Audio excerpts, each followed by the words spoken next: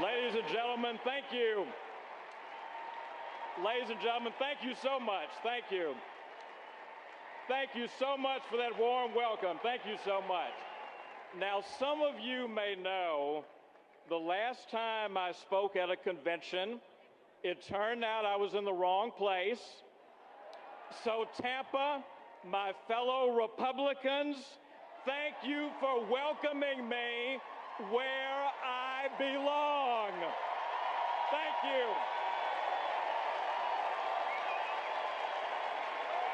Thank you.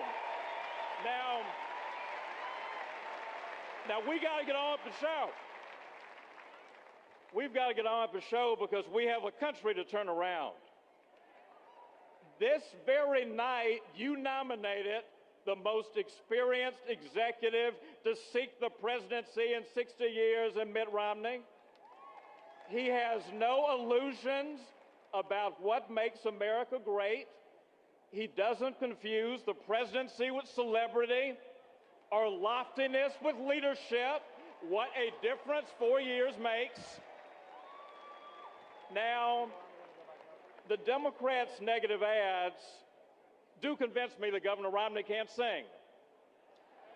But his record convinces me he knows how to lead, and I think you know which skill we need more. Now, America is a land of second chances. And I gather in this close race, you have room for the estimated 6 million of us who got it wrong in 2008 and who want to fix it.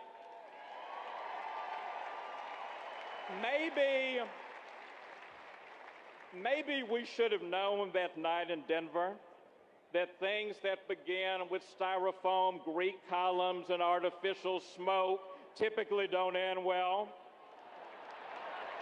Maybe the Hollywood stars and the glamour blinded us a little. You thought it was the glare. Some of us thought it was a halo. But in all seriousness, do you know why so many of us believed? We led with our hearts and our dreams that we could be more inclusive than America had ever been, and no candidate had ever spoken so beautifully. But dreams meet daybreak. The jobless know what I mean. So are the families who wonder how this administration could wreck a recovery for 3 years and counting. So many of those high-flown words have faded. Remember, my friends, the president's saying of negative politics and untrue ads, "Not this time"? Who knew "not this time" just meant not unless the economy is stuck and we can't run on our record? Remember when the president said of his own election, this was the moment when the rise of the oceans began to slow and our planet began to heal. Who knew the plain English version of it was, middle America, get ready to shell out $60 to fill up your car?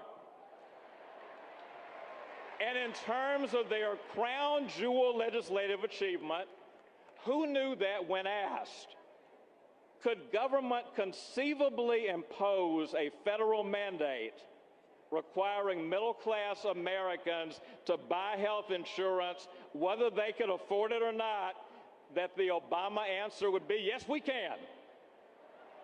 So this time, in the name of 23 million of our children and parents and brothers and sisters who are officially unemployed, underemployed, or who have stopped looking for work, let's put the poetry aside. Let's suspend the hype. Let's come down to earth and start creating jobs again. This time,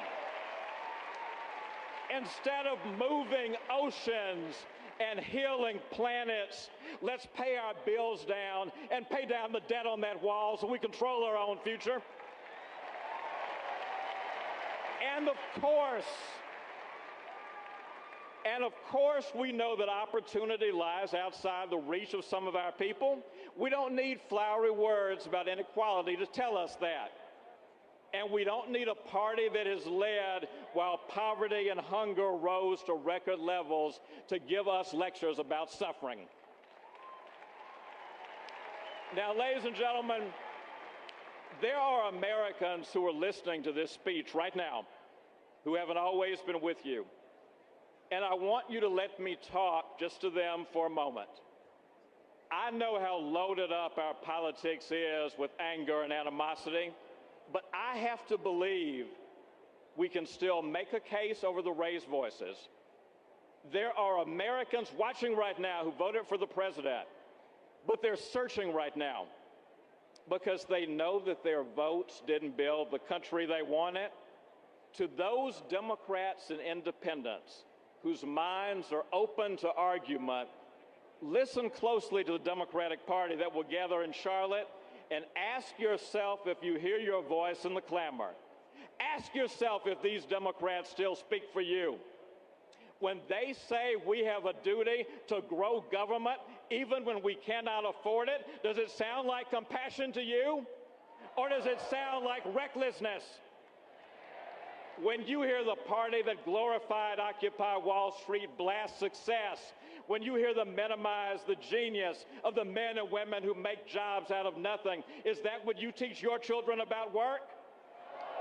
When they tell you America is this unequal place where the powerful trample on the powerless, does that sound like the country your children or your spouse risked their lives for in Iraq or Afghanistan? Do you even recognize the America they are talking about? And what can we say about a house that doesn't honor the pictures on its walls? John Kennedy asked us what we could do for America. This Democratic Party asked, what can government give you? Don't worry about paying the bill. It's on your kids and grandkids. Bill Clinton took on his base and made welfare a thing you had to work for. This current crowd guts the welfare work requirement in the dead of night and won't tell the truth about it. Bill Clinton, Jack Kennedy, and Lyndon Johnson reached across the aisle and said, meet me in the middle, but their party rammed through a health care bill that took over 1/6 of our economy without accepting a single Republican idea, without winning a single vote in either house from a party whose constituents make up half of this country. You know, the Democrats used to have a night when they presented a film of their presidential legends.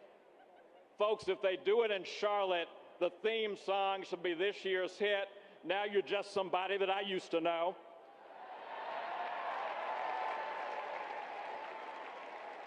My fellow Americans, when great athletes falter, their coaches sometimes whisper to them, remember who you are. It's a call to their greatness at a moment when their bodies and spirit are too sapped to remember their strength. This sweet, blessed, God-inspired place called America is a champion that has absorbed some blows, but we bend, we do not break. This is no dark hour. This is no dark hour. This is the dawn before we remember who we are. So may it be said of this time in our history, 2008 to 2011, lesson learned. 2012, mistake corrected.